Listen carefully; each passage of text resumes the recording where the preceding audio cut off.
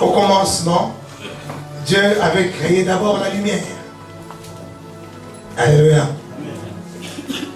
Il a d'abord créé la lumière avant toute chose. Après, quand il a vu la lumière était bon, il a séparé la lumière des ténèbres. Et puis la Bible dit, ce fut le deuxième jour. Et notre frère était en train d'exhorter que cette lumière-là, ce n'est rien d'autre que celui qui a dit, je suis la lumière du monde. Ce n'est rien d'autre que notre Seigneur Jésus. Amen. Qui était au commencement, celui-même qui était la parole. La parole qui avait créé toutes choses, la parole qui dit que la lumière soit et la lumière fut. Amen. Et cette même lumière-là, c'est la lumière dont chacun de nous a besoin en toutes choses, dans tout ce que tu peux faire. Avant de faire quoi que ce soit dans ta vie, cherche d'abord à faire apparaître la lumière dans ta vie. Cherche d'abord à créer la lumière dans ta vie. La lumière dans ton projet, la lumière dans ce que tu veux accomplir. Et cette lumière, c'est la parole de Dieu. Cette parole de Dieu, c'est Jésus. Si tu appelles Jésus dans ce que tu veux faire, tu veux prendre une décision pour ta vie, mets d'abord la lumière. Et la lumière, c'est celui qui dit, je suis la lumière du monde. C'est Jésus. La lumière, c'est la parole que tu mettras avant toute chose. Commence par proclamer la parole qui est cette parole connectée à la volonté de Dieu. C'est la parole de Jésus. Tu vas créer ce dont tu as besoin. Est-ce que quelqu'un peut encore dire Amen pour que j'avance? Non mais dites Amen pour que je décolle. Mais... Parce que décoller dans la parole. Alléluia. Et il dit qu'après avoir vu la parole, après avoir mis la lumière, ce fut le premier jour.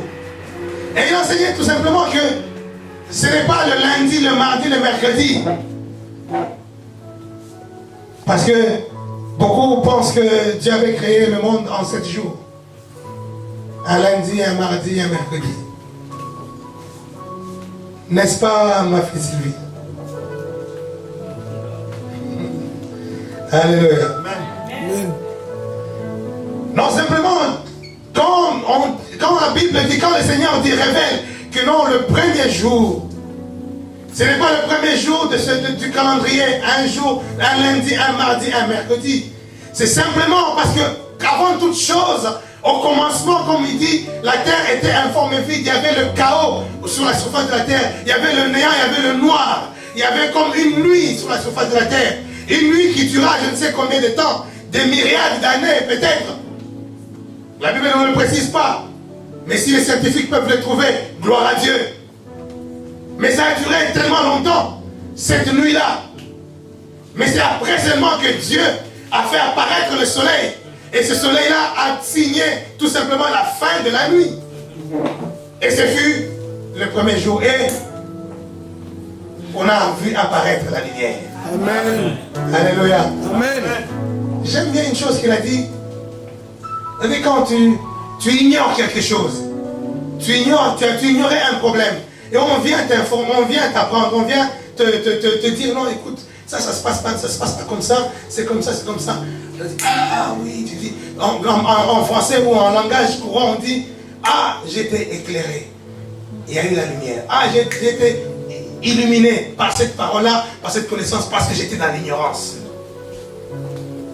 J'ai vu la lumière parce que j'étais dans l'ignorance. Alléluia. Amen.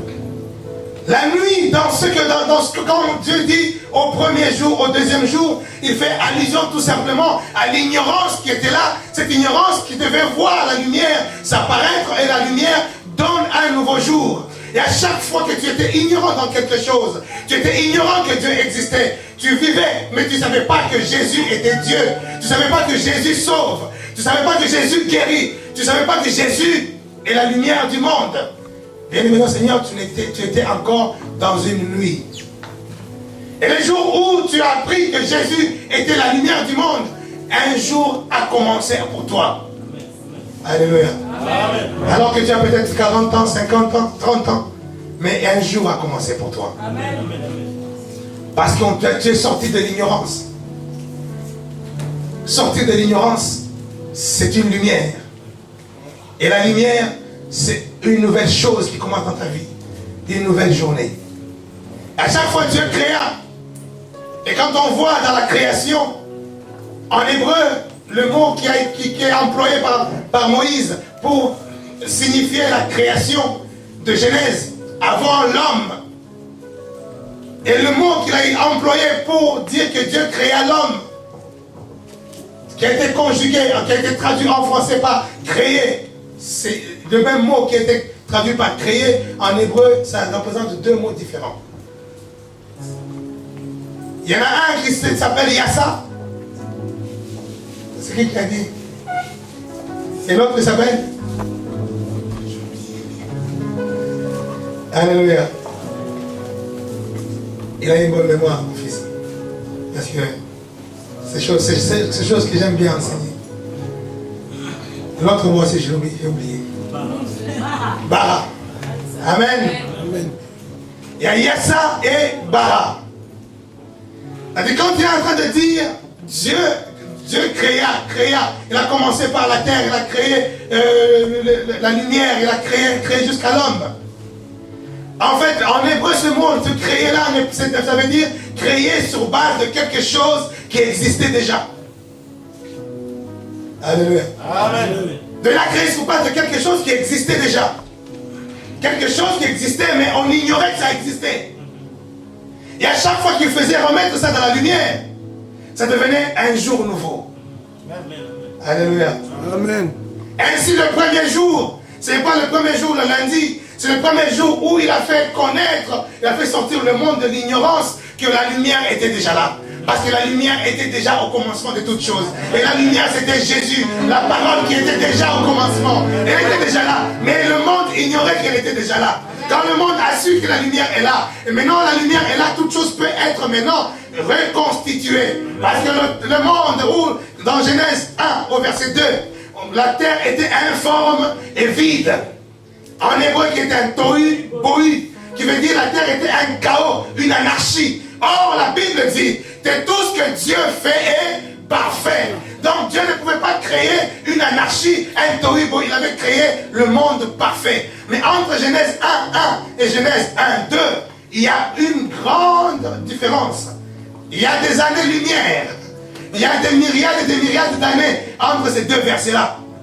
Parce qu'entre-temps, le monde a été détruit. Entre-temps, le monde a été corrompu par la chute de Satan, la chute de l'ange de lumière que Dieu a précipité sur la terre. Il a bouleversé la terre par sa précipitation sur la terre. Il a changé les choses. La terre est plongée dans le noir et elle a été plongée dans la nuit. Amen. C'est là que la terre est devenue informe et vide. C'est là que la terre est devenue un tohu bohu, un chaos, une anarchie, un désordre. Alléluia. Amen. Mais il avait déjà créé, la lumière était déjà là.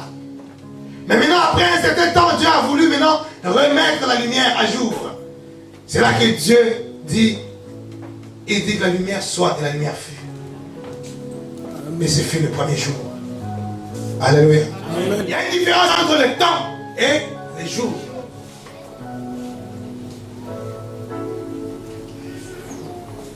Le temps et le jour. Est-ce que vous savez que, vous avez ça remarqué, que c'est comme si chaque année, les années passent tellement vite. Ah, on dirait 2010, c'est passé comme ça, c'est comme si c'est passé très vite. Plus on avance, plus on a l'impression que les années sont beaucoup plus rapides. Comme si le temps se raccourcit. Parce que nous tendons vers quelque chose. C'est vrai que ça reste, c'est comme une impression qu'on a, mais ce n'est pas seulement une impression. Parce que nous tendons vers quelque chose. Nous tendons vers la gloire de Dieu. Or, dans la gloire de Dieu, il n'y a plus de notion de temps. Il n'y a plus de notion de jour. Il n'y a plus de notion de lundi, mardi, mercredi. Dans la gloire de Dieu, nous sommes dans l'éternité. Et là où nous vivons éternellement, le temps ne compte plus. Non, il est 1h, il est 13h, il est 14h, ça ne compte plus. On n'a plus cette notion de temps. Et nous tendons vers cela. Donc le temps sera tellement rapide, jusqu'à ce que quand le Seigneur reviendra, nous entrons maintenant dans la gloire et la notion du temps s'arrête. Amen. Alléluia. Et le rachetant le temps, tu peux le racheter simplement aujourd'hui. Aujourd'hui, tu rachètes ton temps. Et tu rentres dans la gloire de Dieu. Amen. Parce que le Seigneur, la Bible dit que ceux qu'il avait rachetés par son sang, il ne les a pas seulement rachetés, mais il les a aussi glorifiés. Donc il nous a déjà introduits dans la gloire. Dans la gloire de Dieu, nous sommes déjà, quand tu as reçu Jésus, nous sommes déjà dans une gloire, dans les prémices de la gloire de Dieu. Mais sauf que nous sommes ignorants de ces prémices. Quand tu commences à comprendre que je suis dans la gloire de Dieu, tu commences à réaliser que la notion de temps commence à s'estomper petit à petit dans ta vie. Tu rentres dans une gloire de Dieu. Une gloire où tu peux accélérer les choses, où tu peux ralentir les choses, où tu peux accélérer le temps et ralentir le temps à ta guise. Parce que tu es dans la gloire de Dieu. La gloire de Dieu n'a pas la notion de temps. En Dieu, comme le dit la Bible, il n'y a ni ombre de variation. C'est-à-dire que Dieu, il n'est pas assujetti au temps. Il n'est pas assujetti au jour. Il n'est pas assujetti au lundi, mardi, au 2001, 2012. Non. Dieu est dans la gloire. La gloire, c'est l'éternité de temps. Amen, amen, amen. Et la Bible dit, rachetons le temps. Et rachète le temps. À comment tu vis aujourd'hui? Tu peux racheter tout le temps que tu as passé. Et tu rentres dans la gloire de Dieu. Alléluia. Est-ce que quelqu'un a reçu quelque chose ce matin? C'est tellement fort ce message que, vous voyez, aujourd'hui j'ai parlé tranquillement. Tranquillement. Comme on dit, c'est pas un message comme on dit chez nous. Je ne rentre pas dans les loyers, dans le spectaculaire. Parce que Dieu tient à ce que ce message pénètre un cœur. Que ce message touche un cœur. Et que ce cœur réalise que nous sommes dans une parcelle, une petite parcelle de notre vie. Mais cette petite parcelle qui déterminera notre vie, c'est là où nous sommes. Nous sommes dans une petite goutte de notre vie. Mais c'est cette petite goutte-là qui va définir notre vie. C'est là où nous sommes. Alors considère toutes les voies qui sont droites. Considère toutes les voies qui sont bonnes. Bien-aimé Seigneur, comme dit la Bible, nous branchons tantôt d'une manière, tantôt d'une autre. Il parle de brancher, ça dit que tu ne fais pas d'une manière exprès. Mais quand tu réalises que non, je ne suis pas dans le bon chemin, ne te laisse pas tromper, bien-aimé Seigneur, même par des hommes de Dieu. Il y a même des hommes de Dieu qui nous trompent. Parce que tout simplement, tu le vois lui-même, il ne marche pas droit. Lui-même, il ne marche pas droit. Tu dis, ah, si les hommes de Dieu, eux-mêmes, ils ne marchent pas droit. Donc moi aussi, j'ai le droit de ne pas marcher droit. Ne te laisse pas tromper par ça. Et je parle à quelqu'un. Et c'est prophétique. Amen. Alléluia. Regarde à la croix. Ne regarde pas à l'homme. Ne me regarde même pas moi. Ne me regarde même pas. Regarde à la croix. Quand les hommes de Dieu même disent oui, ne regardez pas ce que j'ai fait, mais regardez ce que j'ai dit. C'est vrai. Et c'est faux aussi. Parce que, je dirais c'est faux pourquoi? Parce que eux, ils vont payer. Ils vont le payer. Mais c'est vrai pourquoi? Parce que tu n'as pas regardé l'homme. Regarde Dieu. Regarde Dieu. Si tu viens à l'église, pour moi, bientôt là, Dieu va m'envoyer dans une mission, je ne sais pas, en Afrique. Je vais faire 1 mois. Et dans le mois là, je vais appeler, on m'a dit, ah, non, on ne l'a pas vu. Elle n'est pas venue. Et tu reviendras le jour où moi je reviendrai. Et ça ne sera pas bon pour toi. Alléluia. Parce que la Bible dit, ne soyez pas de ceux qui abandonnent leurs assemblées. Ne soyez pas de ceux qui abandonnent leurs assemblées. Mais si tu viens à l'assemblée pour moi, tu seras déçu. Tu seras déçu. Mais il faut que tu viennes à l'assemblée parce que tu regardes à Dieu. Parce que tu regardes à Christ et à sa parole. Si moi je ne suis pas là, quelqu'un d'autre sera là et il prêchera la parole de Dieu et Dieu mettra une onction à cette parole pour que tu sois béni par cette parole-là. C'est pas moi qui fais quelque chose, c'est Dieu qui fait quelque chose. Moi je ne fais que arroser le jardin de Dieu Alléluia. Notre vie est très légère. Elle est très légère, c'est vraiment une goutte. C'est comme de l'ombre. Paul le dit dans un Corinthien. Il dit que notre vie c'est comme l'ombre. Ça apparaît et puis à un moment ça n'apparaît plus. Tu es là, la lumière elle est là, l'ombre apparaît et puis à un moment donné la lumière n'est pas là, l'ombre n'apparaît plus.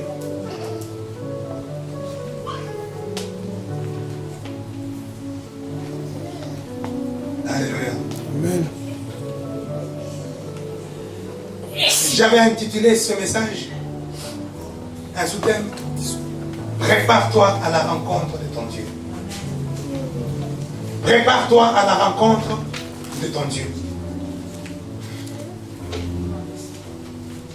Et nous pouvons conclure en lisant Amos, au chapitre 4, verset 12.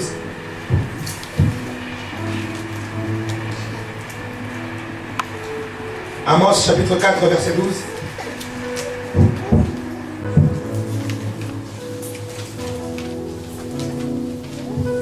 C'est pourquoi je traiterai de la même manière Israël, et puisque je traiterai de la même manière, prépare-toi à la rencontre de ton Dieu. Prépare-toi à la rencontre de ton Dieu. Parce que c'est après notre vie, c'est après la mort que nous allons rencontrer Dieu. Alors tu vas le rencontrer comment? Dans quel état? Dans quel état tu vas rencontrer Dieu? Dans l'état d'un mort ou dans l'état d'un vivant? Et Amos est en train le prophète Amos est en train de donner ce message à Israël qui était dans la perdition. Israël qui n'obéissait plus, qui marchait selon le monde. Et il avertissait. Il dit Israël, attention, prépare-toi. Parce que sinon, tu subiras ta perte éternelle.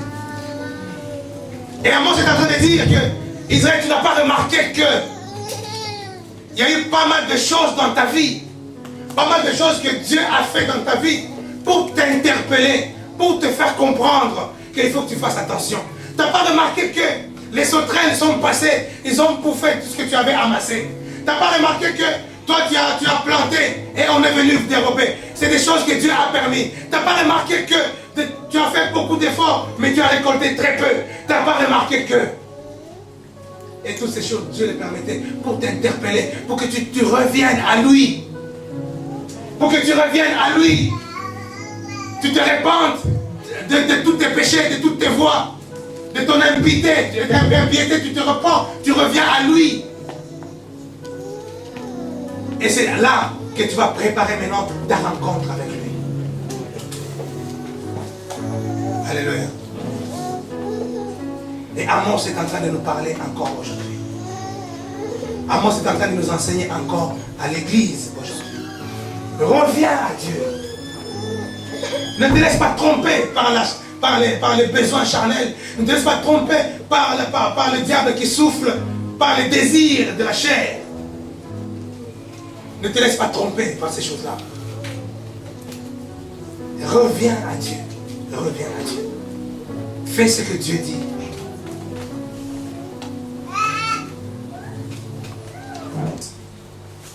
Rachetez le temps quand les temps sont mauvais.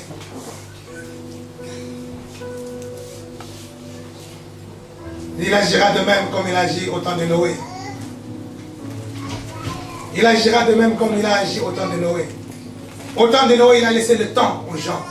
Le temps de réaliser que Noé est en train de faire quelque chose. Le temps de réaliser qu'il y a un avertissement dans le monde. Mais les gens n'ont pas cru à cela. Ils se sont dit, oh non, mais ça c'est une folie ça. Qu'est-ce qui nous prouve? Qu'est-ce qui nous prouve? Et au temps de Noé, tout le monde est mort, sauf ses enfants. Or, le temps que Noé faisait l'arche, c'était un avertissement pour le monde. Dieu était en train d'avertir et aussi de donner la marge au monde pour que le monde puisse prendre le temps d'écouter, de voir que Dieu est en train de nous dire, venez monter, entrez dans l'arche.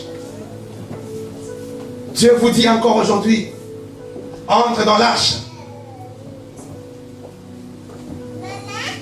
Dieu vous dit encore aujourd'hui, entre dans l'arche. Et l'arche, c'est cette éternité de vie. Rachète ton temps et rentre dans l'éternité de vie. Ne sois pas comme les gens du temps de Noé, qui voyaient Noé préparer et rentrer les bêtes, les moutons, les poules dans l'arche et qui se moquaient de lui. Ne t'assois pas au banc des moqueurs, ceux qui se moquent de ceux qui marchent dans la crainte de Dieu. Ceux qui marchent avec le Seigneur sont devenus objets de moquerie. Tout le monde se moque d'eux. Tout le monde trouve un moyen pour le taper dessus.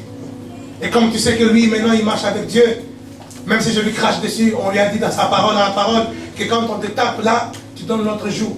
Alors il dit, bon, moi je vais, toi, un petit comme ça, qui est petit comme ça, il vient là, il vient de, il te taquine parce que c'est, toi tu pries. Il te taquine, il sait que non, s'il prie réellement, lui, il ne va rien faire. Et là, il te tape même. Ah, c'est bon. Qu'est-ce que tu veux que je te fasse? Parce que moi j'ai pris. Il y a beaucoup d'hommes de Dieu que je connais. Tu vas lui dire, il va te dire que non, homme de Dieu, moi, avec ma femme, on était dans le monde, on vivait une vie, j'étais impudique comme moi, comme j'étais. Mais quand je me suis rangé, c'est là que ma femme ne me respecte plus.